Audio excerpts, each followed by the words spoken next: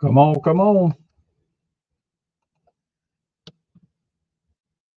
Where my coast football fans?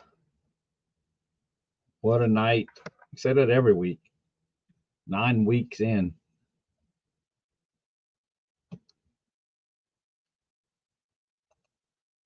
And all scores are final.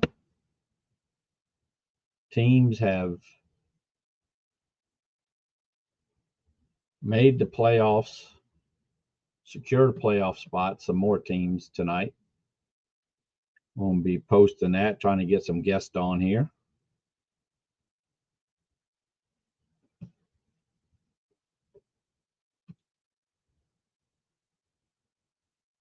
We'll go over the final scores.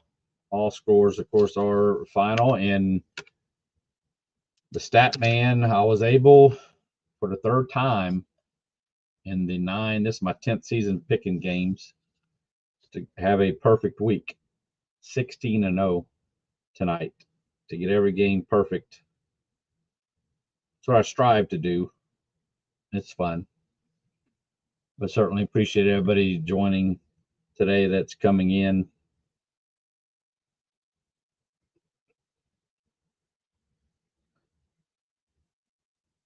We'll go over the final scores. Final scores, 16 games. Real quickly, and we'll circle back around to them. And MAIS, Christian Collegiate, still winless. 8-man football team going up to 11-man, loses 53 nothing against Wayne Academy. Resurrection 1A, they're off tonight. They have one more game left. They have been eliminated from the playoffs. That is Resurrection. They still have one more regular season game left. 3A, we have 2 teams in 3A, Region 8.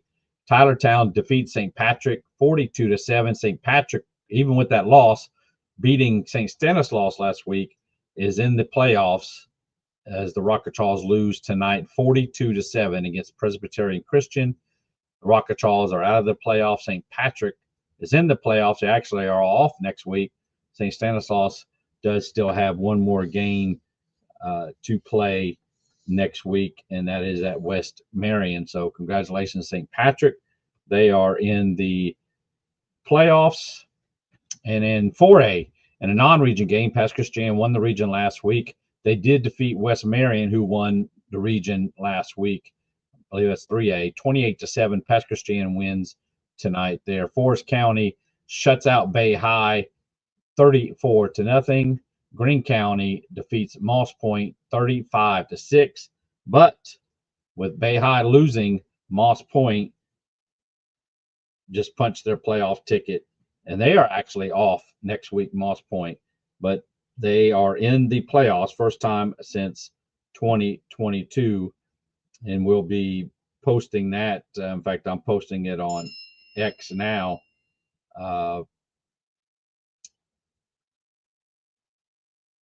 And I was getting a text back from a guest that looks to come on here. But Moss Point is in the playoffs again, even with the loss. Congratulations there to Moss Point. Greene County is in the playoffs. Forest County is in the playoffs. One team in 4A Region 7, which Region 8 will play Region 7, as Poplarville wins 48-7 over Lawrence County. 5A Region 4, Stone defeats Van Cleve 30-23. Wayne County defeats East Central 27-21. 6A Region 3, George County. It was close there until it wasn't close. I believe at halftime, I'll go over the scores here, but they did lose. George County did lose 42-21 against Hattiesburg. In 6A Region 4, Picayune rolls on 27th straight region win, 24th regular season road win, 42-7 at Long Beach. Hancock 28-27. Thanks, I don't know who it was that was live streaming it there at the end, and Hancock gets that win 28-27. A few times I watched it. Casey Cannon, number 3, the quarterback, was flipping. His legs were above his head. A great win there for Hancock on the road, 28-27. Gaucher's still in the playoff picture. Hancock now will be playing possibly, or will be playing for the number 2 seed. See how it plays next week. 7A, D'Iberville was off. St. Martin wins 50-13 at Harrison Central. Harrison Central is eliminated from the playoffs. St. Martin, I believe, I'll have to quick look. I believe they are going to be eliminated here. They're off next week. West Harrison, again, hung in there close with Ocean Springs as they did with D'Iberville Gulfport last week. And though it wasn't close, 56-21, Ocean Springs defeats West Harrison. 56-21, the Greyhounds onside kicks. I mean, it was a crazy game there. The big man, I didn't write his name down, got in for the touchdown, the offensive lineman, I believe, or defensive lineman, not a normal running back. Gulfport shuts out Biloxi 35-0. They remain undefeated in region play, 4-0. They could win the region next week at D'Iberville with that win. They still can win the region, even if they may lose. Tiebreakers will come into effect there. So those are the final scores. Excuse me as I'm trying to respond to my people that are coming on, and I'm the only one here. Let me go back to the live stream, see if anybody posts any comments. Nobody has posted a comment. Is anybody out there? So do ask and do post your comments. What do you think was a surprise win tonight?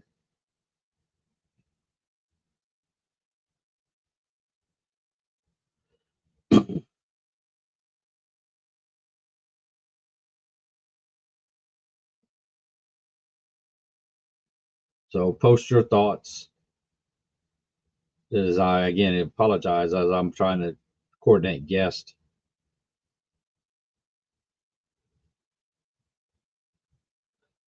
There, Hunter Dawkins should be coming on there from HD Experience, the podcast. Gazebo Gazette. He's Gulfport, calls Gulfport games on the radio.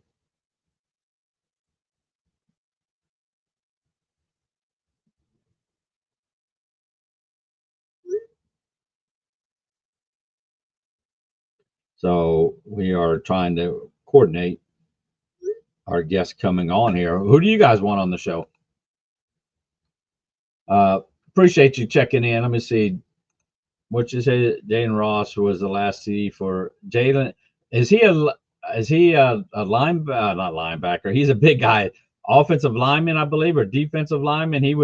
I saw it briefly. I went over to that game, and he was pretty big, and he took it into the end zone. As I'm again just trying to clean up here all the stuff.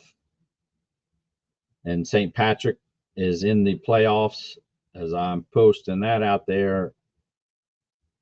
Coach Nate, who we had on last week,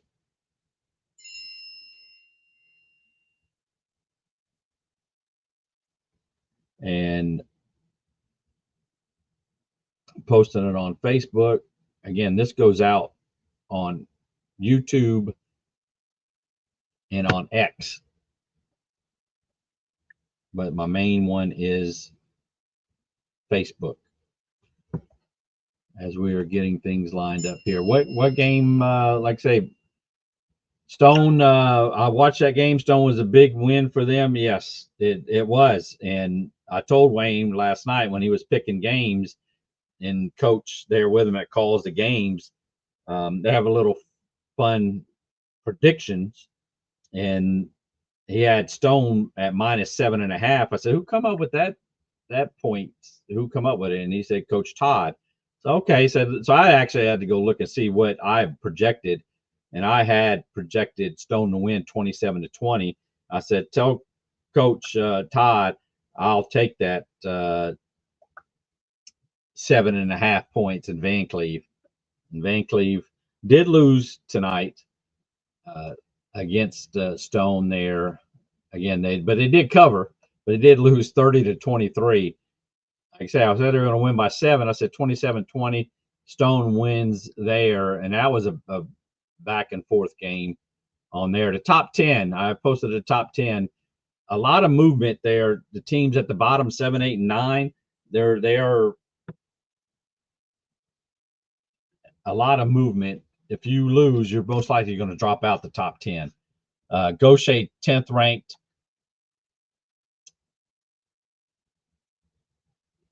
Let me see. Do I have Gaucher? They were 11th ranked, Gaucher. But Stone, 10th ranked, won. Pascagoula, 9th ranked, they won. They beat PRC, who was 8th ranked. 7th ranked, Poplarville won. 6th ranked, Pass Christian won. 5th ranked, West Harrison lost to the 2nd ranked, Ocean Springs Greyhounds.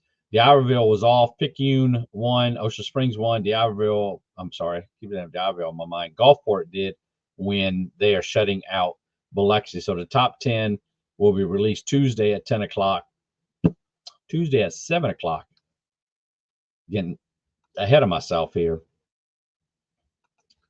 And we have coming to Mr. Hunter Dawkins with the Gazebo Cadet with Gulfport play-by-play and HD experience and USM and all the state schools. You just do a lot there, Hunter, including the Saints. You go with the Saints, I believe, too. I'm telling you what, Matt, and then of course now Mississippi State, I got to be at their homecoming tomorrow. Yeah, them and Southern both having the homecoming the same day, but I'm gonna go watch State play against the Arch Manning group and the Longhorns tomorrow. So, but I got one of my reporters going to be taking pictures at the USM game. So it's all get out. So. Yes. I got a couple people were asking. They were showing about the Ocean Springs game where the big man ran it in, and I didn't. That's why I say his name is Jaden Ross, and he was up. He got the snap, and I didn't know if he was what position he played. He was a left tackle. That's what they were saying. He was a left tackle. Yeah, so I didn't happen to catch that one. No, because you were at your Gulfport game, and then we have Taylor Wright trying to the Brandon score. I would have to look and see where I can find the Brandon score for you there. But do you know any other scores? I mean, I've just went over the scores, but do you know the finals? No, other than the Southeastern scores, I don't know any of the Northeastern scores. No. I'm talking about the coast scores. I went over the finals. I didn't know if you knew all what the finals were. I knew the one tonight, Pass Christian. They beat West Marion, who obviously 2 region champions early on, and they ended up, which was surprising to me because West Marion won the region that Presbyterian Christian was in, and Presbyterian Christian beat Pass Christian pretty easily, and Pass Christian pretty much just walked over West Marion pretty much tonight. I still have to talk to Coach Stockstill, but he apparently they had 5 interceptions, and defensively they just shut them down. Taylor, I did find a score. Oak Grove does defeat Brandon 20-7. Oak Grove does defeat Brandon 20-7. And you know what's crazy about that, Matt, is that Brandon can end up being 4th seed in that region. So that's not a team that you would want to play as a 4th seed. But yes, most definitely. But if you missed it earlier, Hunter, I was, and I have a request in as far as we're gonna have a coach on. Besides, yes, Thunder, that is the final there, 20-7, Oak Grove over Brandon. But Moss Point clinches the play, which we thought they would because Bay has been struggling, and Bay loses, Moss Point would be in. even though Moss Point did lose tonight, Moss Point is in the playoffs. And also, as we spoke to Coach Nate last week, it is official because St. Stanislaus did lose tonight, because the Rocketaws could have won the last 2 games. It wasn't likely, unfortunately, but they did lose tonight.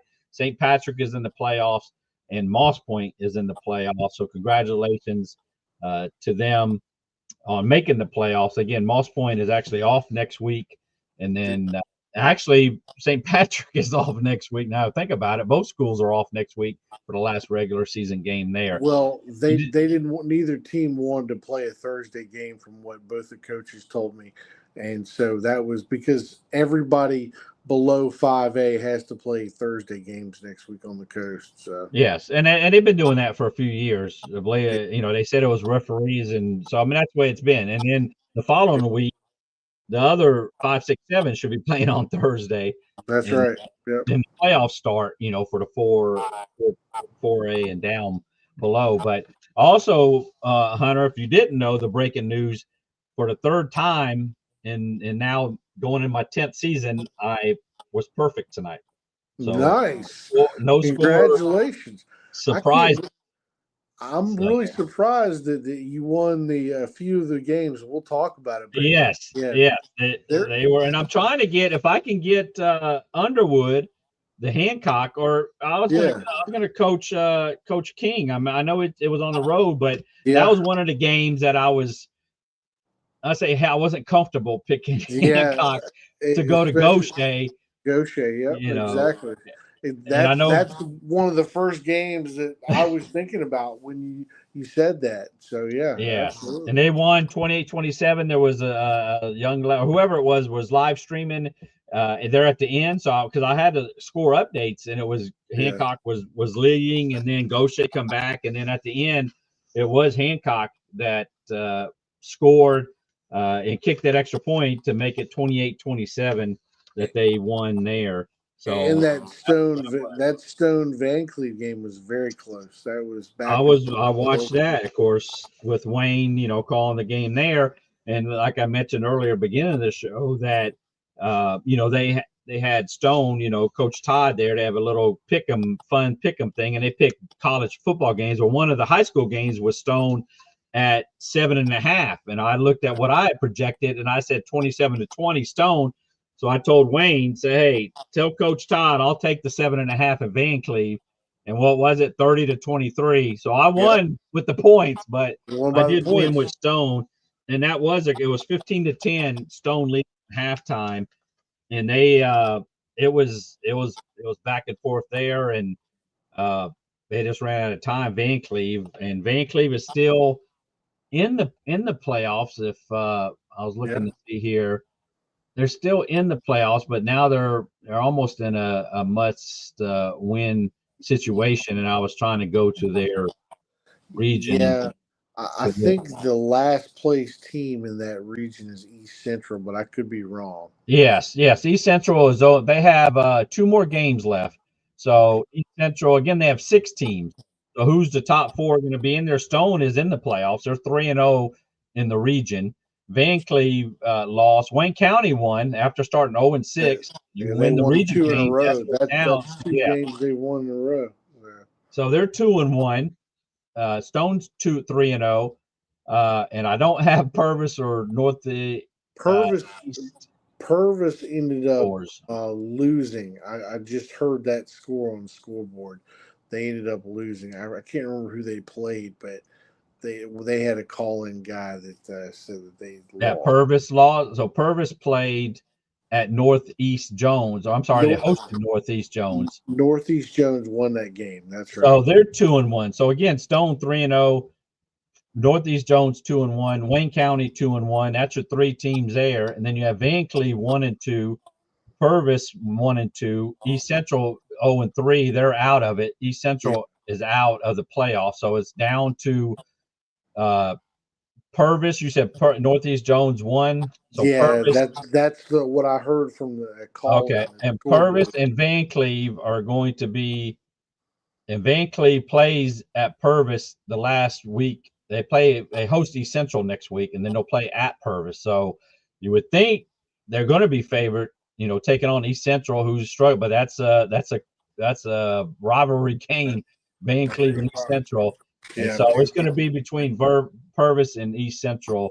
I mean, Purvis and Van Cleve for that final spot there on that part there. But Stone remained undefeated in that game. Also in 6A, now like we just mentioned, Hancock, they moved to 2-1. Picayune wins their 27th straight region win in their 24th road game, regular season road game. But Picayune's 3-0, Hancock's 2-1, and you have Pascagoula at 2-1. And so those three teams look to be pretty much in it. Long Beach is out of it. So Long you Beach have really out. Yeah. Yes, Long Beach is out of it. So Gaucher at 1-2, PRC at 1-2. Of course, PRC, I've said it many times, they beat Gaucher. That's one game, but it really is two games. Yeah. If you're tied, you get the tiebreaker. So, sure. And that's what surprised me about Gaucher losing that game, because that puts them in a fourth place tie with Gaucher. So, and it show I know Coach High there is certainly they're giving their best effort, and they lost Mr. 5A, but it's usually next man up, and they went to the state championship last year, back-to-back South State champions, South State games, and they just on the verge now of missing the playoffs. But I'm looking at PRC schedule. They lost tonight. They play host Long Beach next week, which again we can pencil them in for a win there. But then they're at Picayune that last game, and Gaucher now again dropping. They host Picayune next week, and at Pascagoula that last week. So I'm projecting that Gaucher unfortunately is not going to make it in the playoffs, and it will be popular Picayune winning the region. And win now, Hancock will host Pascagoula next week, and that will be for the second seed. That will be for the second seed next week, which is a first round home game. I don't know who I'm picking right now. I know Hancock's at home, but Pascagoula, they got so many injuries to start the season. Now all of a sudden they're on a roll. I'm telling you, Matt, Pascagoula, even though Gulfport pretty much put it to them, they were very athletic. Now, I'm not saying that they're going to win the game or anything like that, but that might have been outside of any 7A team, lower than 7A team, that might be the best 6A talent that Gulfport has played this year. So, including Picayune. I'm not saying that they would beat Picayune, because of course Gulfport lost to Picayune, but and things as such. But from talent level, I think really Pascagoula, because obviously they have those two D1 recruits, defensive backs, but that was a very talented team, and I'd put all my money on them versus Hancock. So yes, that's where I would lean now. I know, like I say, with Pascagoula, shutting out PRC tonight was somewhat surprising to shut them out. I mean, I had them winning Pascagoula because again now they're back healthy, and I had them winning. What I have 43-28, and it ended up being 42-0. So Pascagoula did their part. This PRC wasn't able to get any traction there for any points there. So the other question that Taylor Ryan Ryder, hopefully I'm saying that name. What is a scenario with Osha Springs and District? Osha Springs is looking. I've got that down, Matt. If you don't mind, I'll kind of work it through you. So at the top, you have Gulfport because they're undefeated right now, and then you have D'Iberville and Ocean Springs. Ocean Springs obviously has the tiebreaker on that. Then you have a couple teams, West Harrison, Biloxi, and St. Martin, all kind of mixed in together. The key game next week is Gulfport and D'Iberville. Now, because the Gulfport's playing at D'Iberville. Gulfport, if they win that game, they secure the region top 1 seed. But even if Gulfport loses that game, as long as they don't lose it by more than 12 points, they can still clinch the region if they just walk away and beat West Harrison Central the next week. Yes, that's the way it's looking there. So hopefully, Taylor, that was explained. Like I say, it's somewhat easy. Gulfport wins next week. They're in the playoffs regardless. Gulfport is in the playoffs. D'Iberville's in the playoffs, and Ocean Springs in the playoffs. The most likely scenario is that Gulfport is the number 1 seed, Ocean Springs 2 seed. They'll get a home game, and the D'Iberville will go on the road. D'Iberville, they're rested. They're off this week, so they have these 2 weeks to prepare for Gulfport, who was off in week 2. So Coach Pennock has been playing all these weeks, and like I said, you've been there all those weeks. And for the fourth seed, it's really going to depend on that West Harrison Biloxi game. That's going to be the game there. West Harrison wins. Yep. They are in the playoffs for the first time in school history, and to do it in the 7A class, it's what? It's on Thursday in the reservation, and that's Thursday night game. West Harrison at Biloxi. Okay, that's what I was looking at. It's showing the 31st. Okay, so maybe I'm wrong. Yeah. Well, I'm just looking at the schedule, and it's showing the 31st because the 4A and below are on that Thursday. So I don't know if I thought that the administrations had changed it. They might. I know that generally you're right about that. 1, 2, 3, 4A are all Thursday next week. But I thought that there was an administration change in Biloxi, but I could be wrong. However, that game will be the ultimate deciding factor on who's going to be 4A. Because if West Harrison wins it, they'll obviously clinch. If they don't, then it's going to come down to points between West Harrison, Biloxi, and St. Martin.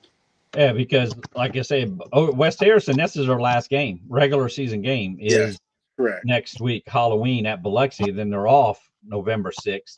So then St. Martin, with their win tonight, which was not surprising, Harrison Central struggled all year, unfortunately.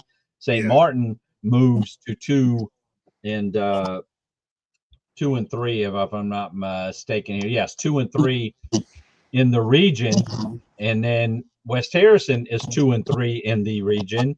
Biloxi is 1 and 3 in the region. So again, Biloxi beats West Harrison. They're 2 and 3, and both teams are 2 and 3. And St. Martin is off. St. Martin is 2 and 3. So that's where you have your 3 teams at 2 and 3. I'm sorry, West Harrison would be 3 and 3. Yeah, and it comes. It all comes down to a point differential if West Harrison loses next week.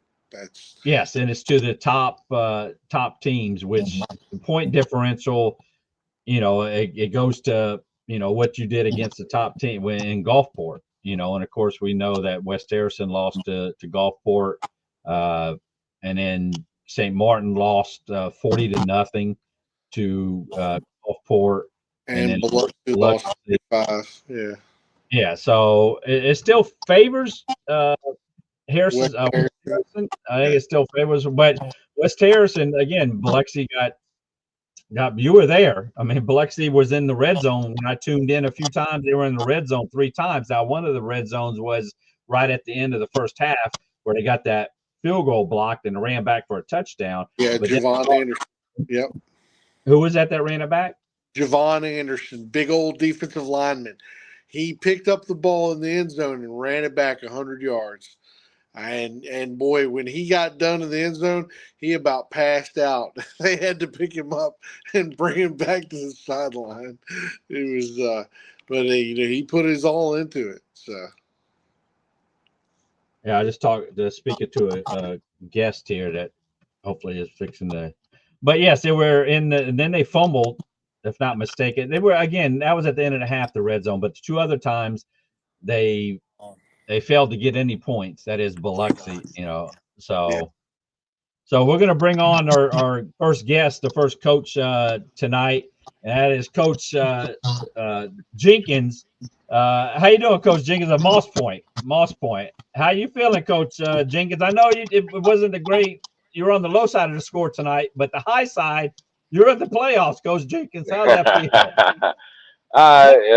It feels good just to get the guys an opportunity to get an extra game in, to get an opportunity to be on the in the postseason. Man, it's been a tough season, a lot of growth though from our guys, man. No, we didn't get the outcome we wanted tonight, man. But every week, man, we've gotten better, showing growth, man. Just trying to turn this thing around. Coach. Yes, go ahead, Connor.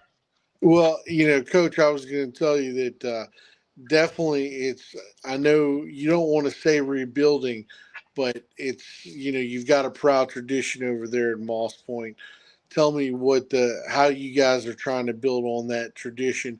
I know you're reminding the kids that this is a team that's been around for a long time and we're very successful, and to keep that momentum going.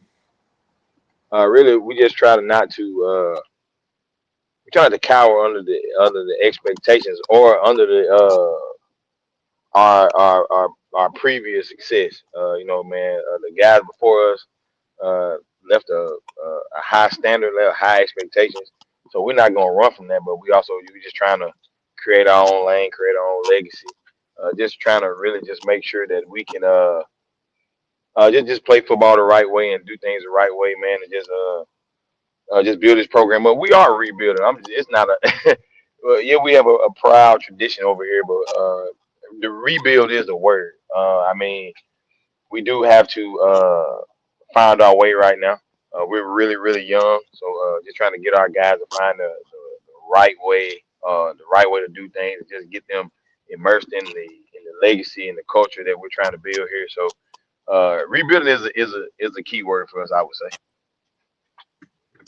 Yeah, Coach Jenkins, again, first time in the playoffs since 2022. And in fact, that year they did win a playoff game. But now you guys are actually off next week. I say off. This was your last regular season game, and then you'll play in 2 weeks. So, I mean, that's a big advantage there because you look to probably play.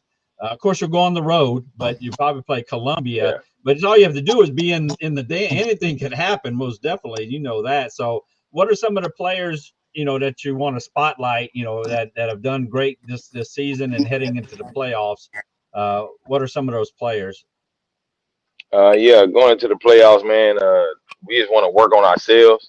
We got a week off, so we just want to make sure, man, we can fine tune the things that we need to fine tune on, work on ourselves. We don't have an opponent to scout, so we just want to make sure that we can anything we having problems with, stuff we've seen on film that we just hadn't had a lot of time. I don't say not say to correct, but we just hadn't gotten it right yet. We're still working, so we want to do that next week. Landon Cato is one of the guys, man. He's a linchpin of our defense, man. He's our defensive captain. So he's had a really, really good season. I think he had coming into this week, he had 85 tackles, 13 tackle for loss, and I can't think of the rest of his stat line, but he's only a junior. He'll be coming back next year, man. And we got Jaden Brown. Jaden Brown does a lot for us. You'll see him line up at running back. You see him line up at wide receiver, outside linebacker, safety. He does a lot for us. Terrence Jones, he plays wide receiver and cornerback. He had a good year this year. Our quarterback Keelan Harper is coming to his own right now.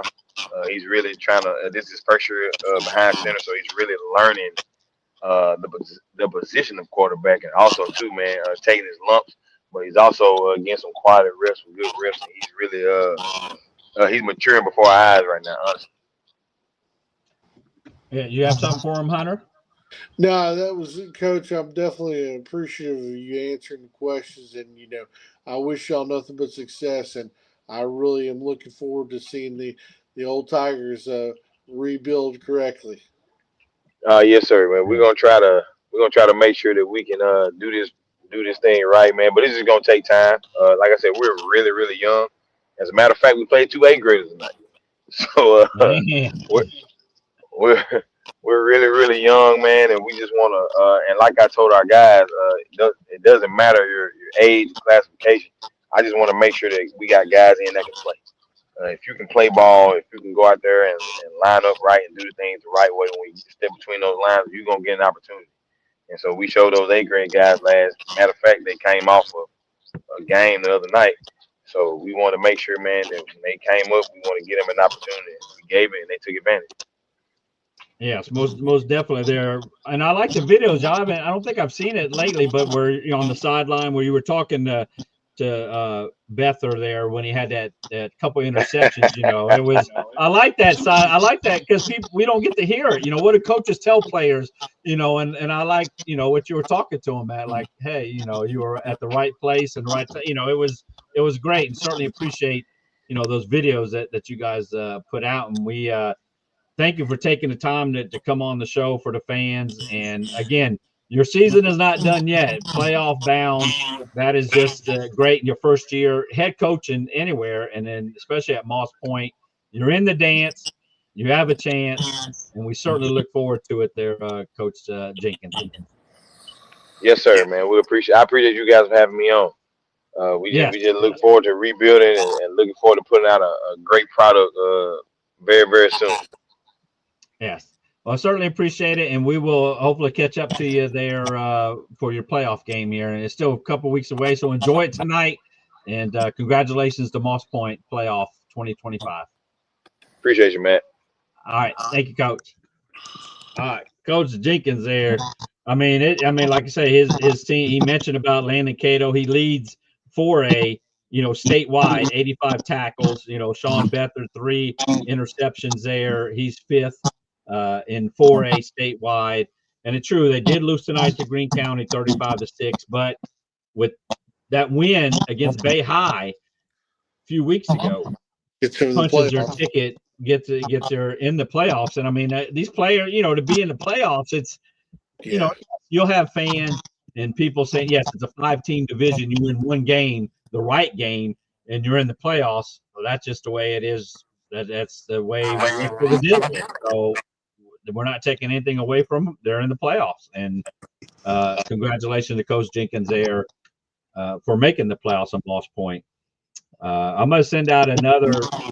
Oh, well, let me see. I got one. I sent out a few. I sent one to Coach Pinnock. He said he can't do it tonight, but Coach Stockstill said he can in a little while. So we don't. Yeah. We can talk between now. Well, I just sent a text to see if I can get this guest. Yeah, Coach Pinnock, that's understandable. I mean, they shut out Biloxi 35-0.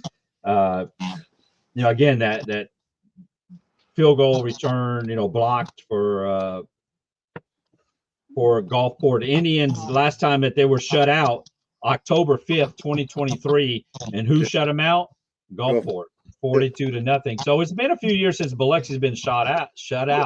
And I'll tell you what, Matt, the game tonight wasn't really. It was as I said on the radio, it was a very vanilla game because except for a couple of plays made by Cooper Crosby, a couple of explosive plays, and the block kick return, it was just Gulfport moving the ball.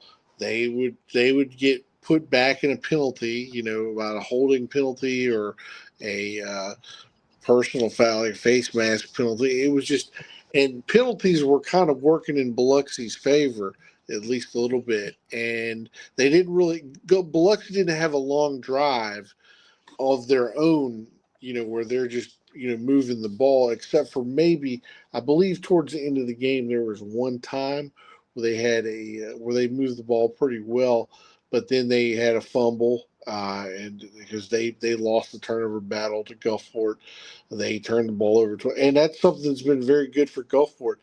Not only have they won the last 4 games convincingly, or this is their 5th in a row, but of the last 4 games, they have not turned the ball over, and that's man, that is and huge. That's how they lost the first game of the season, the Picayune, that interception. But exactly. But yes, I mean, they've been scoring 44 points the last 4 games, and then tonight they scored 35.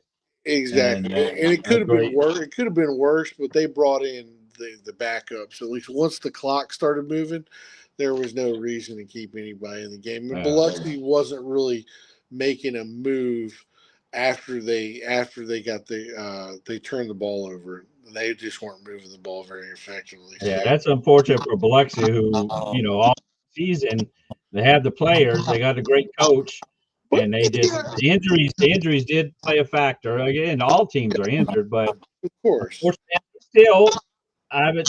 If they win next week against West Harrison, they still, I think, have a. Well, they lost to St. Martin, so that's a But they have tiebreaker an there. outside shot. They have the best point differential against Gulfport, though. I believe, or no, I think West Harrison has the best point differential. Yeah. But like I said, a lot of it depends on if you win by how many points.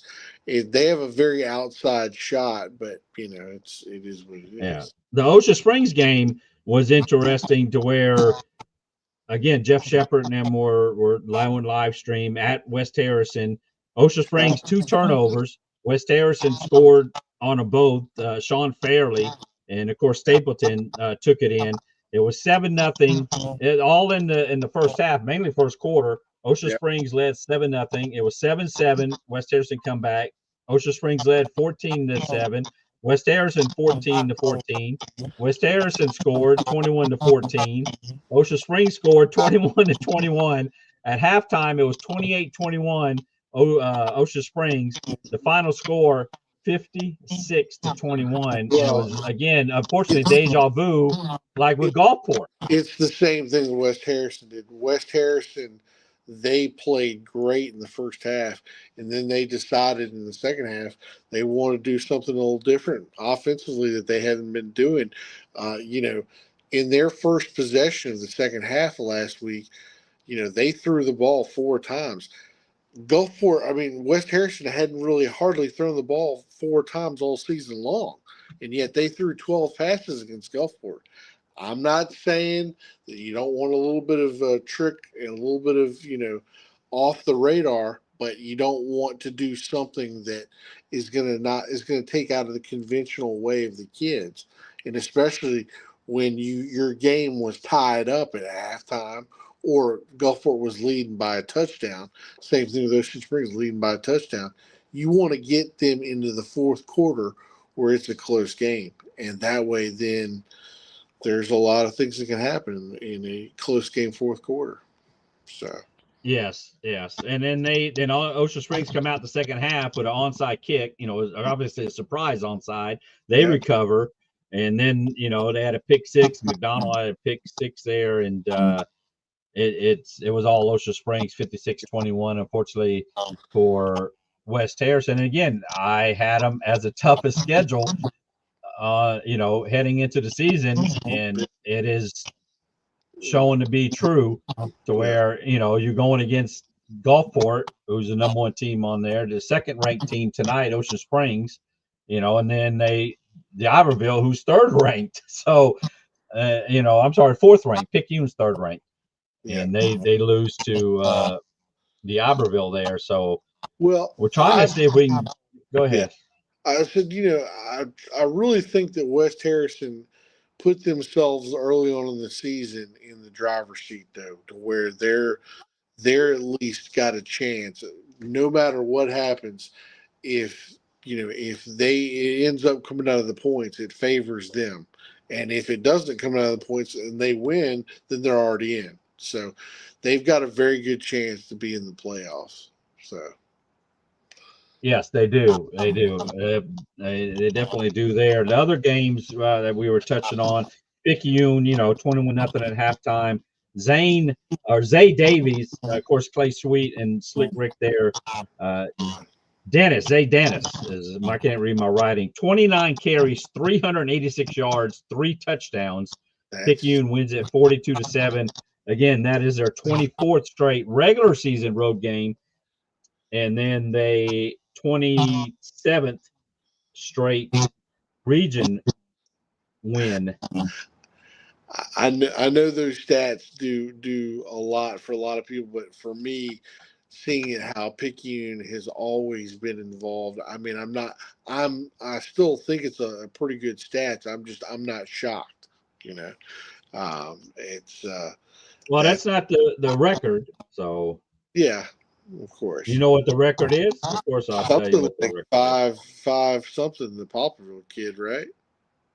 Oh no, I'm talking about region wins. Oh, you're talking about the stat 29 for 386. That's yes, that is very good.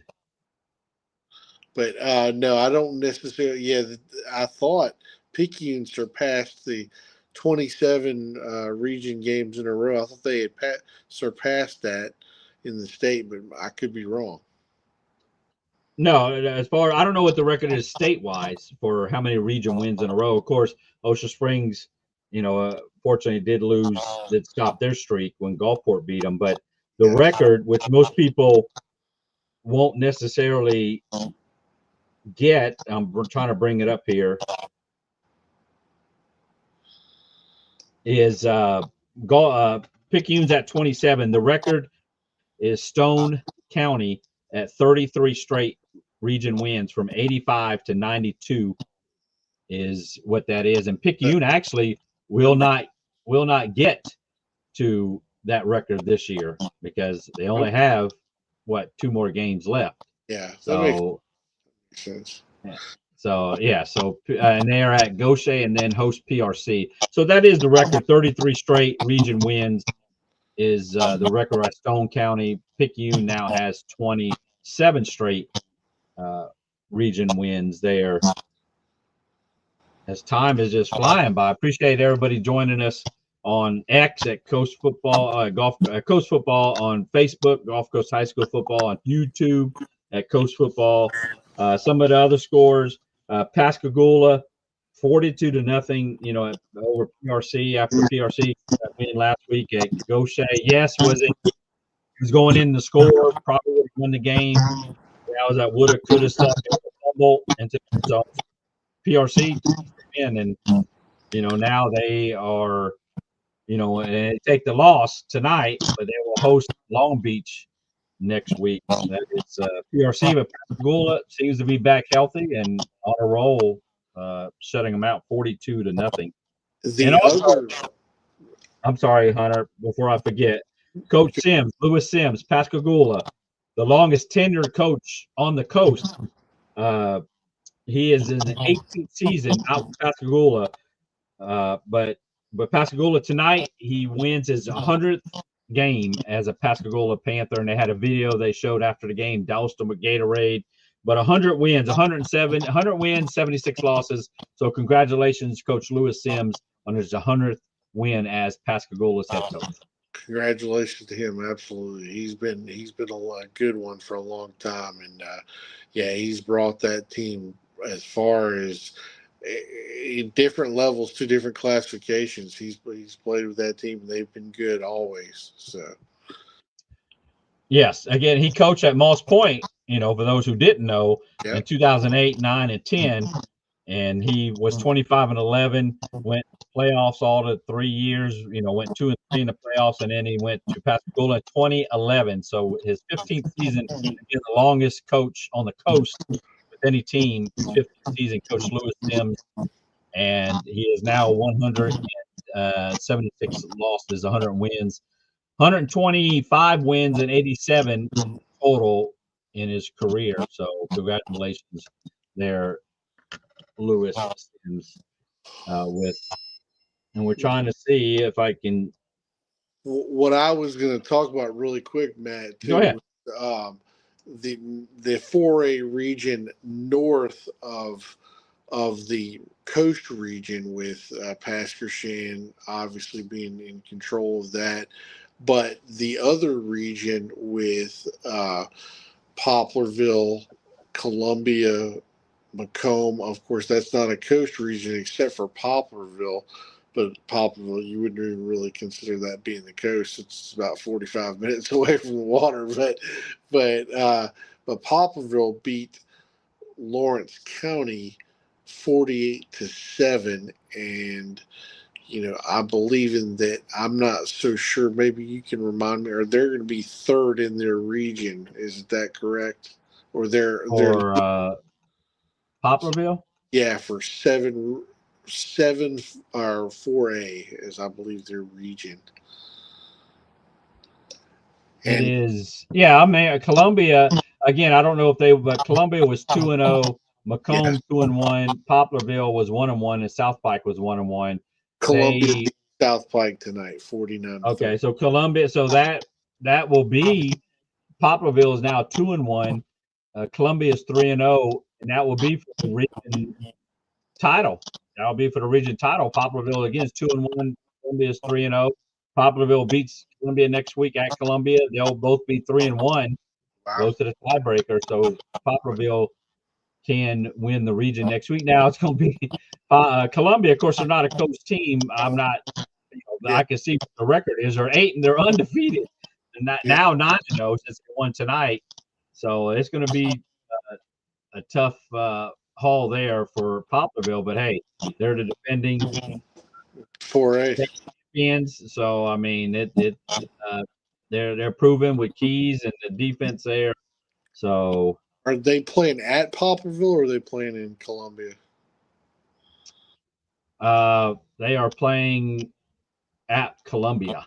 Okay, that's a tough place to play. I've definitely been to a few games. I've played not only played but I've coached a few games up there. It's an interesting place. It gets very dark up there. So, Yes, it is a tough place to play. As I'm trying to see if to get this but I guess it is not going to do it. So have not heard any word from Stockstill yet, but he did say he would be on in just a little while. He said just if you don't mind. So I said, well, we'll just we'll if we can't do it, we can't do it. But just yeah, I'm send. trying to get. I asked another coach, but he's on the road. I mean, he hasn't responded. I asked another coach, and I just I thought I did send a message to the other guest and a play-by-play for the And football team. speaking of that, Resurrection was off this week, correct? Yes, but they've been eliminated. Yeah, and Christian Collegiate, did they play? I'm not. Yes, they lost. Okay. And we have a coach coming on here, the King himself, Coach King with Hancock Hawks. Appreciate you joining us, Coach King. I know it was a trip back from Goshen from the swamp, but you guys were able to come out with that 28-27 win. How you feeling after that win tonight? Man, it looked bleak about 6 or 7 times, but I jokingly told everybody after the game I never had a doubt. So I kind of fudged a little bit because there was a couple times our guys could have laid down, but they absolutely kept fighting, and we found a way to get it done. One of those, if you come out on the other end of it, man, it would have been gut wrenching to drive back I-10 after one like that because we had our opportunities. Yes, I was able to tune in to somebody was live streaming at the end of the game. I was getting updates throughout the game, and it was back and forth when you guys were leading. And at the end, that drive, of course, K3 Case in there twice. I seen him; his feet were above his head. He got hit even when he scored in the end zone. The game-winning touchdown, of course, had to get the extra point. But I mean, he's full of heart, and I'm sure there's other players, offensive line, and everybody else. But I mean, twice I've seen him again flipping over. That's kind of crazy. His effort. Yeah, not everybody's willing to put their bodies on the line like that, and I can say that about him, that he's pretty fearless when it comes to crunch time like that. So hats off to him. And we had a couple other guys too that played a lot of snaps. Colton Hopgood played inside linebacker and flipped over and played tailback for us. And I don't know how many snaps he played, but probably close to 100 if I had to guess. So we got a few guys like that are gutsy kids. So it's good when you have guys like that because everybody kind of feeds off of that. Hunter, you got a question? Yeah, Coach King. I know you're coming in from from Greene County last year, and you're really trying to develop these kids. Do you really feel like with a game like this that you really have the community and the kids that are really starting to believe? I know you get those early, passionate, plays, and you're making a lot of conversions. But are you trying to say, look, if we do this, this is what happens? The end of the result, it comes together. Yeah, I think we've won some folks over with the way we've played. Early in the year, the way we started was not so hot, and I know that a lot of teams battle that because everybody starts out with expectations, and a lot of teams just give up the ship, like Coach Ainsworth used to say, if you start 0-4. But our folks are still traveling with us to watch. The support is still there. We felt like that was a reason to come here. They love their football here in the Kill, so that's never been a question. Now there was some doubters, I think, when it comes to my offensive philosophy and what we're wanting to do offensively and that sort of thing. But I think we've answered some of those questions too. And Kyson is a dual threat guy. He's probably not a pocket prototypical guy that you would drop back 40 times a game. And we had to kind of learn that early in the year in our non-division, and we took some lumps because of it. And we've kind of catered to our strengths a little bit, or played to our strengths, and let him run the ball more. And we're hard-headed as coaches, but we're not that hard-headed. We're going to use the talent in whatever way that fits them best, instead of just banging our heads against the wall. So I think the folks are on board, and I think we've done enough this year that we'll have even more support in the future, and potential playoff berth, and all that entails. So I think that'll be a something everybody will be able to rally behind for sure. Well, it seemed like that, he was, content on developing, and that's what I kind of want to know. Was it easier for him to develop to you, or was it easier for you to develop to him, at least because he's a running quarterback? But I know your offense, you're a throwing guy. How was all that? That's kind of funny you ask. It's a little bit of give and take because we're both probably pretty hard headed. He has a style that he plays, and I came in, and you never want to try to fit a square peg in a round hole. And he's done some great things even within the system, but also he does some things kind of improv on his own that sometimes it drives you nuts, but other times you see him, you know, the acrobatics and flying through the air and stuff like that. You can't hardly knock that. You got to give him credit for his ability to do that. And I will say this, if I'd have had him for 2 or 3 years now, but time is a limiting factor for all of us, and you only have so many hours in the day. And going back to the spring when I got here, we were hit the ground running and threw a lot at him in a short period of time. And I kind of, with coaching my son the last 2 or 3 years, a lot of the stuff we didn't get taught at practice, we taught on the car ride on the way home and on the couch and the weekends. And so I just haven't had a lot of time really to get him, all the way where I would want to get him if I'd have had him for a couple seasons now, but he's doing a phenomenal job either way. So at the same time, it's always, you're looking for what suits your kids best, and we're trying to meet him where he's at. Thank you, Coach. Yeah, Coach King, of course, with Hancock, of course, they're there, won the region last year with Greene County. And I was one of those whenever you started off, as far as I say you watch a show, but I say Coach King's air raid offense is not taken off yet, because you guys were, slow to start the season per se, losing the Stone at 31-13, 31-14 against Harrison Central you lost, and then Poplarville 60-54, and then St. Martin you got shut out. So, not a lot of points there. Yes, the 54 points against Poplarville, but now you got 48-6 against Bay, and then Coral River, 2 weeks ago, 41-28.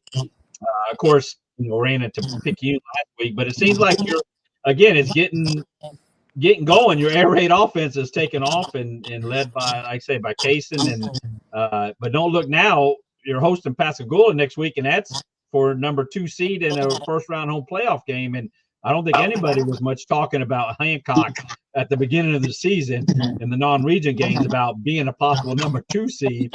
When you have Gaucher, you have PRC there, and then of course Picayune now coming back strong. So I mean, it seemed like it is clicking, and your defense, is starting to tighten up there. So I mean, next week against Pascagoula, I don't want to look ahead, but we're looking ahead. I want you to enjoy the win tonight. But how do you feel? With Pascagoula coming to town, you're in the playoffs for all indications. It's a matter of that second seed in the first round home playoff game. Right. It'll be good just to have a home game here with senior night. And so I think the crowd will show up. So we'll have that part kind of, that'll be a certain thing. But we do have to find a way to come out and play consistently and on all three phases of the game. And I've kind of got onto our kids pretty hard. We play different at home than we do sometimes on the road. That's something we've got to overcome, And then also, there's certain teams here that I think that I don't know if our guys believe that they can compete with, and I'm a little bit frustrated about that. So at some point, they've got to start believing we got a chance to win every ball game, and I don't think that's the case right now. If I'm being 100% honest with you, same thing with Picayune last week. I don't know if we went into that game thinking that we had a chance when the game was kicked off. So I'm hoping that we can speak some life into these guys and continue to build confidence. And we talk about that. Confidence comes from past successes. And if you don't have anything to build off of, if you start 0-4, then what are you leaning on? Where are you gleaning confidence from other than doing it right at practice? But as well as I do, when the lights come on Friday night, that having success on Friday night breeds more success on Friday night. And we just need more success on Friday night to kind of carry over from week to week, And we did some things tonight that were kind of sloppy, and defensively we gave up some things. Offensively, turned the ball over a couple times, but the guys continued to fight and didn't quit. So that was the thing I was most proud of. And high school football, a lot of times these guys that media people or whatever, they watch so much football on Saturday and Sunday, and they hold us to that same standard, those expectations. And I see people jumping off sides on Sunday. I see people false starting on Sunday, and it's like we're scrutinized and held to that same standard. And you got to remember now we're 16, 17-year-old kids with 98% of them that'll never play a snap past this level. So, but we are working to clean some of that up, and hopefully, if we play our best, we can live with the results. And the main thing we talk about is attitude and effort. If they'll give us effort every down and play with the right attitude, then hey, we're fine with the result. It'll take care of itself. Yeah, well, I had like I say, I didn't miss a game tonight, so it was not a surprise to me that you guys won. I know, like again, 28-27, they're in Gaucher in the swamp, a hard place to win there. But we certainly appreciate you joining us. And again, I mean, the fans have something to look forward to, not only remainder of this season, but in the years to come with your style of offense there, and you'll right the ship as you've done this year. Like I say, again, playing for the second seed next week, hosting Pascagoula, and we'll be looking forward to that, and certainly appreciate you joining us tonight. Awesome, Matt, man. I appreciate you reaching out to me. I enjoyed every minute of it. Yes. Thank you, Coach King. Thanks, Coach. All right. Shift. We're going to bring Stockstill on now. So. Yeah. We're going to bring on Coach Stockstill, region champion as of last week, and had a non-region game tonight. Comes out to win against the West Marion team that won their region last week. And you guys took it, Coach Stockstill, leading 21-7 at halftime. 28-7 was the final score in a non-region game. And how do you feel that your team did tonight? Again, you got a game next week to end the regular season, and that home playoff game in 2 weeks. But how you feel that your team did tonight? I wasn't able to watch it. Well, I think at this point in my career, all wins are good wins. I don't think we played our best in certain parts of the game. I do feel like this was a playoff type atmosphere as far as the matchups are concerned. They were a good team. Like you said, they won their region, and they beat the team that beat us this year. So we knew going in this wasn't going to be no slouch team. Now these guys were going to show up ready to play. We missed a few opportunities on offense. Defense played really well, forced some turnovers. We also had some miscues in special teams, but if you're going to play a sloppy game, this is going to be the game to do it. So hopefully we can polish this up next week and have some momentum going into playoffs. Hunter? Coach, I, of course, obviously did not watch the game yet. I mean, I'll be looking at some stuff, and, Coach Stansbury sent me the scoring summary and stats and all this stuff. But I heard through through Twitter and through other things that defensively y'all stepped up pretty well, and I thought I heard 5 interceptions. Maybe I'm not right about that, but I thought I heard 5 interceptions. Can you just talk to me about, as you and I talked last week too in the podcast about, your secondary and how everything is working on that level? Well, that group, bend but don't break, I guess, has been their kind of philosophy most of the year. They've given up a few plays here and there, but never really been the Achilles heel. And I 5 interceptions. I think that is correct. And it was at opportune times. I mean, 4 of them was in the red zone. So again, West Marion was a good team. They moved the ball. They got in good positions, but when it came time to make the right play, I think our guys stepped up, and that's what's important. That's what's going to win games in November, and and stuff like that. Give up a play, but reset, refocus, and make a play next. And that was kind of what they did tonight, and I'm proud of that group. Matt? Yeah, Coach. Like I said, first time you guys have won 5 in a row. First time since 2001. And next week you will be to play the last regular season game there at. You finally will go on the road after these 3 home games at Bay High. They're out of the playoffs. They have lost. They haven't won a game all season long. So it's just a matter of you don't want to go in there and lose. They're trying to win their last game of the year to get a win. And certainly you don't want it's not going to affect your situation as far as the home playoff #1 seed, but obviously you don't want to go there and get a loss there at Bay. So I mean, how are you going to approach this game as far as the players? Are they going to make sure that they're not a letdown or not overlook Bay? Like, they ain't won, we're going to go in there and take care of business. How do you approach it this week? Well, I can assure you from a coaching standpoint, we're going to keep our foot on the gas. They're going to know. If they don't yet, they're going to know exactly who we're playing and exactly what's at stake. I mean, small town rival high school football is the backbone of sports, and we're going to know exactly who we're playing. And I don't care what the records are, who's done what. We're going to play. We're going to go in and try to play our best and do the best we can. And like you said, we definitely don't want to go in there and play sloppy.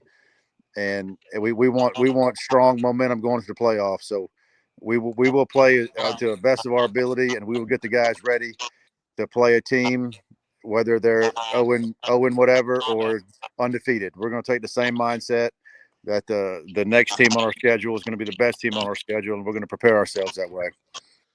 Yeah, most definitely.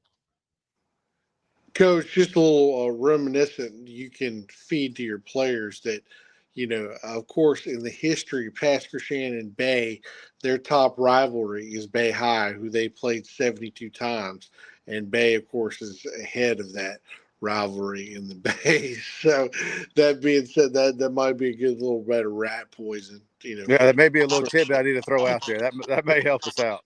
That's one thing. But as far as obviously, I know that you're concerned. You're not. I wouldn't say concerned, but you're just a little bit hesitant on trying to go game by game. And where do you start off from here? I mean, is it you guys are you looking just to finish the season in the right term and then start off a new season? How do you make that connection with the playoffs? I always meant to talk to you about that, but because I know the playoffs, you're 0-0, you're starting from scratch, survive and advance. But at the same level, you don't want to get past that until you get past this game.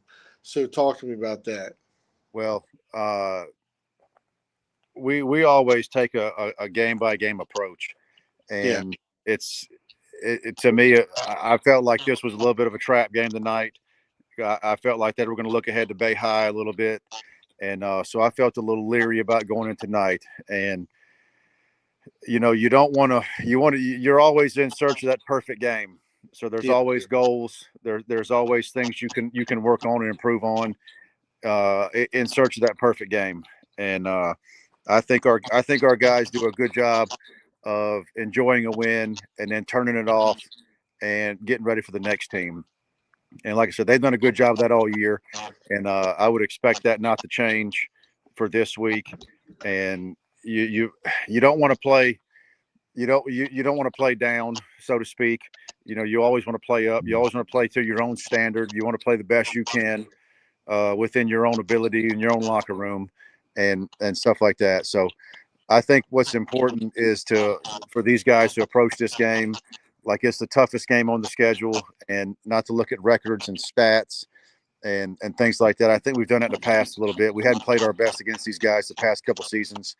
So I think it's important to put this game away and refocus on next week and just try to be your best and hopefully win that game and then reset and refocus and work on the next week. Because you guys know as much as I do, a 4 beats a 1 every year.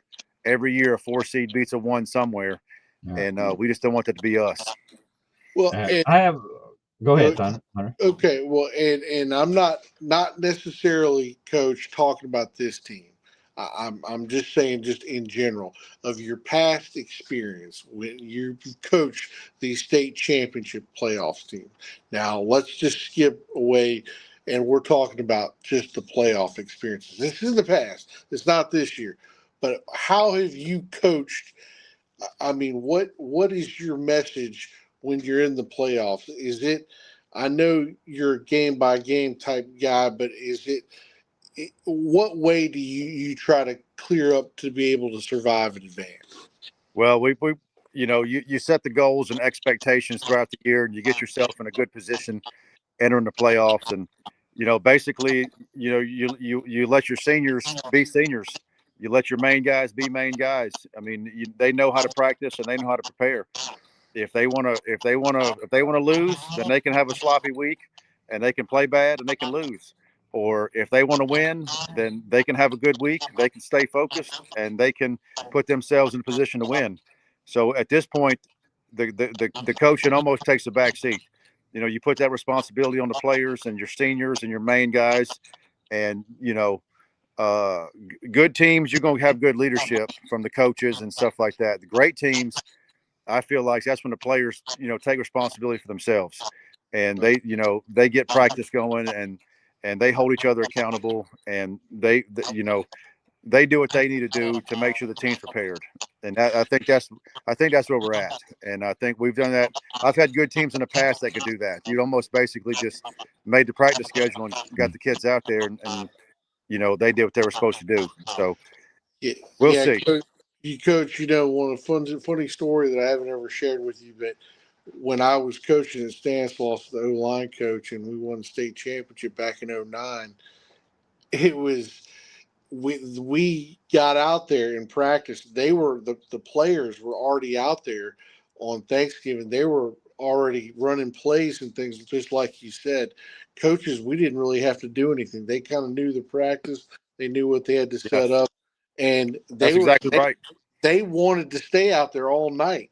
And we were like, no, we got to go home, guys. We got to have Thanksgiving dinner and stuff like that. But, yeah, I mean that's right. I mean, if we're the ones doing all the work at this point in the year, then it's probably not going to end the way we want to. When the players start taking charge, and they start holding each other accountable, and they start taking responsibility, making sure everybody's on time, making sure drills are run correctly, making sure guys are where they're supposed to be in certain situations and doing their job. That's when you're ready to take the next step. You're 100% right on that. Coach, they had a question. I don't know. I'm assuming it's pertaining to your game that somebody had said about the timeout you took to nullify that TD was brilliant coaching. I didn't get to watch it. Was that in your game that I guess you called a timeout to nullify a touchdown? Yes, it was 4th and goal from about the 5. We were on defense, and this just going off a past experience where we got burned on. The West Marion broke the huddle in a formation we have not seen and didn't recognize, and we were able to slip in a timeout just as they were snapping the ball, and the quarterback throws it. Kid slides out in the flats wide open for a touchdown, but we had the timeout called, and we were able to stop them on the next play for a 4th down. We were able to get the stop. So You know, and we've been I've personally been burned on that in the past, seeing something you didn't see, making sure you weren't lined up right. We just kind of let it ride and got burned. So we saw it tonight, and I knew right off the top of my head, we got to stop this and make sure we're lined up, and we did, and it ended up being a good move for us. John Brassfield coaches our defense, and he was on me already. He didn't recognize it, and I didn't recognize it, and it was timeout. Let's make sure we're right. And about time it was called, they snapped the ball and threw it for a touchdown, but we got the timeout called, and we're able to stop them on fourth down for a key turnover in the fourth quarter.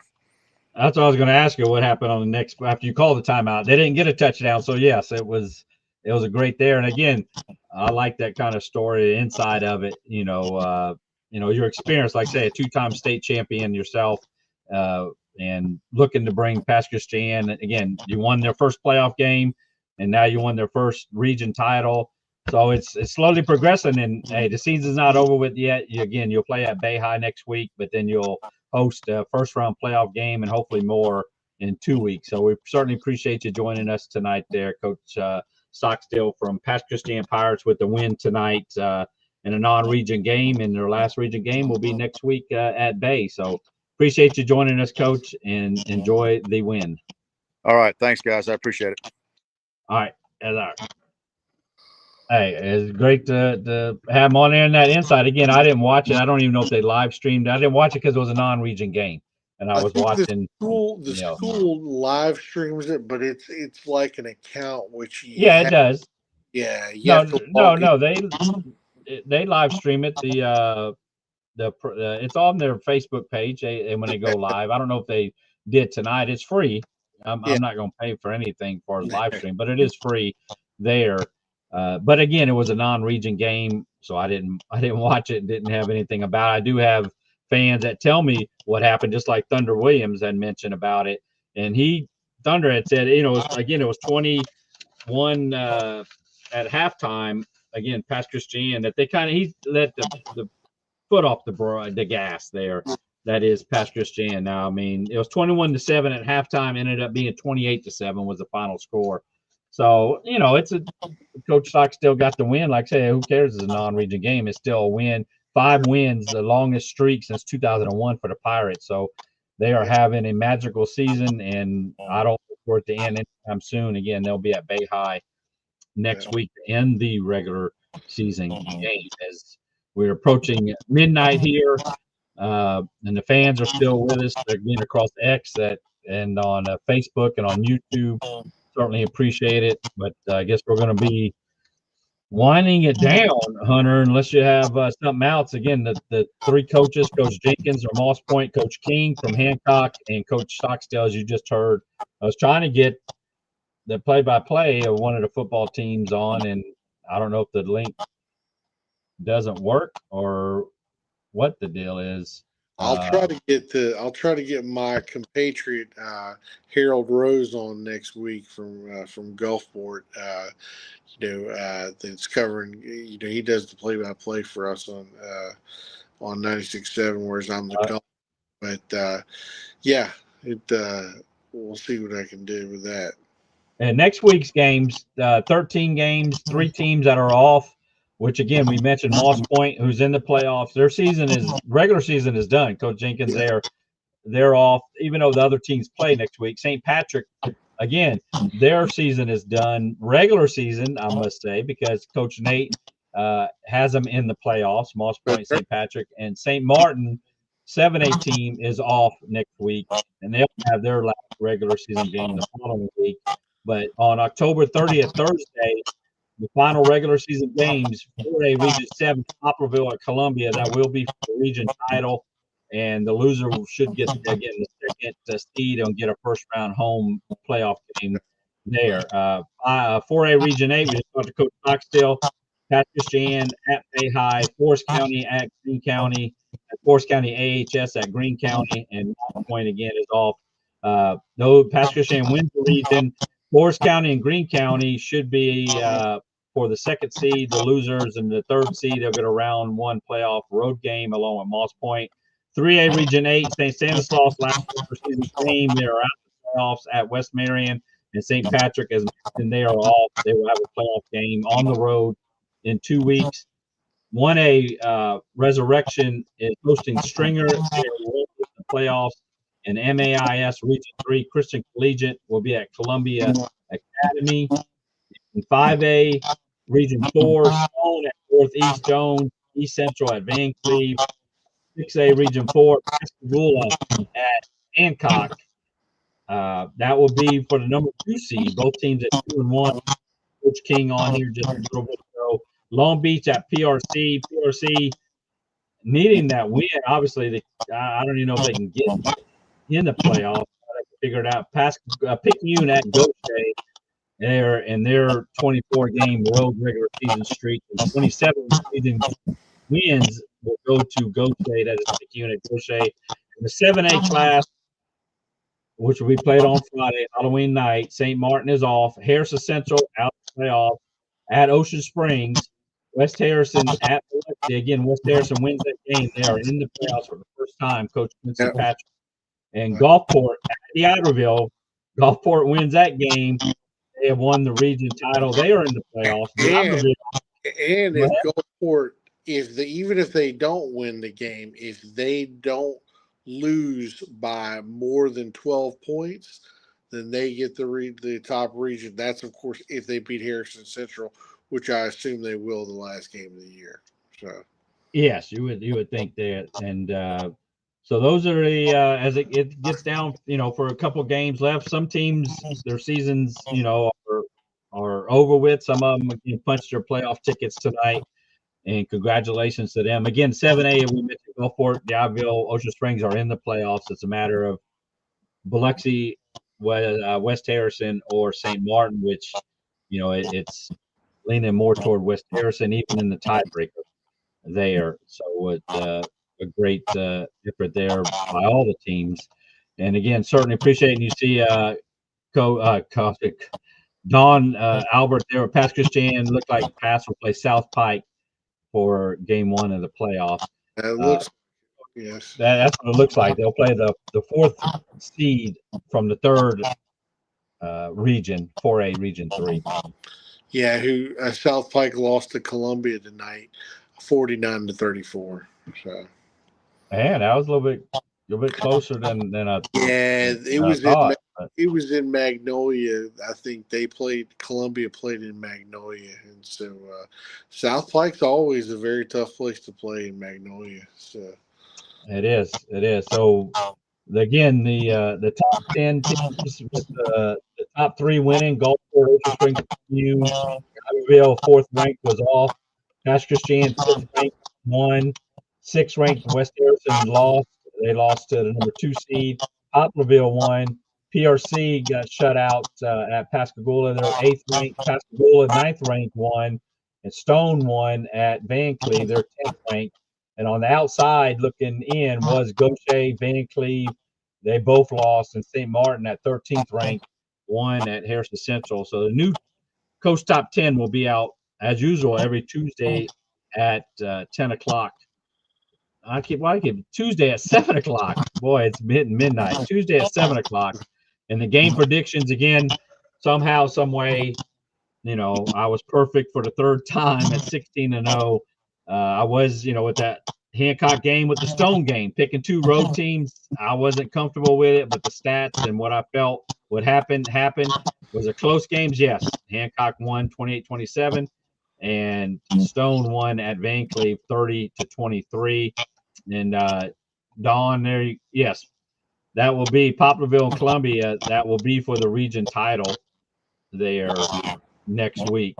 So, and appreciate Sandra Suggs. Certainly appreciate it. If you guys have any suggestions, be it on the live stream or on the replay, because I go back and get all the comments on what you want on this post game show, we certainly will bring it to you. We had, again, the 3 coaches on there, and we try to get players. We just, it's hard necessarily to get players after the games, but certainly the coaches, and of course Hunter Dawkins with Gazebo Gazette, the inside look at all the games tonight. The 16th game, the D'Iberville and Resurrection being off. Hunter, it's shaping up to, like I said, I hate the, you know, obviously on the downside of the season, but there's still a lot exciting football to play here in the regular season. The first round of the playoffs is definitely looking exciting too, seeing the matchups. So. It is with these teams making the playoffs that haven't made it for a while, and you know, we'll see Gulfport. You know, it looks to stop the streak of winning the region title there for Ocean Springs. Well, and I know the right places to eat in Starkville because I go up there. I'm actually having to go up there tomorrow in Starkville to Davis Wade when State's playing in Texas. So y'all, you know, if we get some teams up in Starkville, we'll just talk about where we're going to go eat. So. Yes. So we usually go up there. I'm already off those days. It's Thursday, Friday, Saturday. I just shared a couple of days ago. I'll share it again. The dates and times. We have 2 games Thursday, 2 games Friday, and 3 games Saturday. With the last game is 5A on Thursday, then 6A on Friday night, and 7A should be that Saturday night. And then we shall see who fills in those spots, but we still got another week to go, and certainly appreciate the fans joining us. And as we sign off here, as it is midnight, we'll have the Hot or Not tomorrow in the HD Experience podcast coming out Monday/Tuesday, and everything gearing up again for next week. But we'll certainly enjoy it tonight as all the fans are out there enjoying their post-game celebrations. Even the teams that didn't win tonight, certainly appreciate the effort and enjoy this Friday nights under the lights here on the coast. So where can fans find you there, Hunter, Gazebo Gazette? The GazeboGazette.com. You can find on the Facebook, the / the Real Gazebo Gazette, on Twitter, the Gazebo Gazette handle, on Instagram, GG Press 17, on TikTok, GG Press 17. And yeah, I mean, it's I'm around, and of course on Super Talk for my professional and college coverage. It's supertalk.fm. I'll be covering the state game tomorrow, and more than likely the Saints on Sunday. Although that's a very iffy, you know, depending on what, especially this week against Baker Mayfield and group. But yeah, no, and then of course the podcast on Sunday with iHeartRadio, which it automatically downloads to the website, thegazebogazette.com. But if you guys want to listen to us on iHeartRadio, the HD Experience, Matt, you're always the first guy and always the most informative one. And then, you know, of course, I have coverage from everybody else. I usually get a coach, I get a college, you know, professional, and I get a professional, if you can put that in one word. So. Yes. Well, certainly appreciate it, and stay on after we sign off, Hunter. But like I say, as Dawn, appreciate it, you know, saying good night, guys. And again, Coach Football, just type it in across social media and we'll be there. If you have your player that wants you to share film, you know, on X, I share film, you know, for scouts and everything on there. Or even if you want to show some highlights, we'll share it on Facebook. We are here. Just a little before we get going, there is some talk, and you and I'll do some talking off air, but there is some talk about Cooper Crosby, the bell cow Gulfport running back, that there's some insight about some possibilities of going to a couple of SEC schools that I've got some good word on.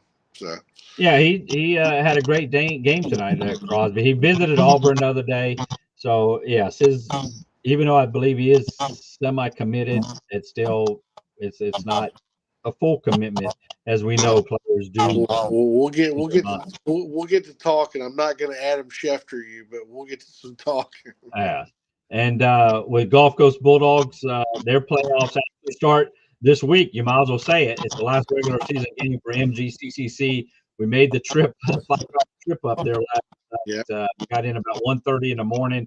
They defeated Kahoma 56-3, I believe it was, and so now it's a win and in for Gulf Coast at Hines. So it's literally a playoff game.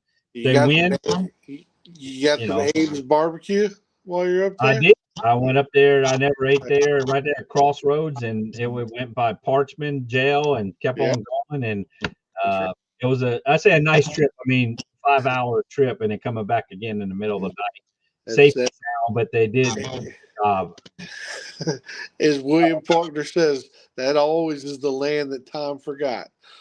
Up there, yes. We were up there in 2018, the last time we were a road trip up there. So they'll play at Hines Thursday. I'll be on 103.1 there at 6:30 kickoff, I want to say again, instead of a 6:30 kickoff on the air for the first points of the game at 6 o'clock there Thursday. And again, if they win, they move on and play in the playoffs the next Saturday. Playoffs are on Saturday for JUCO football.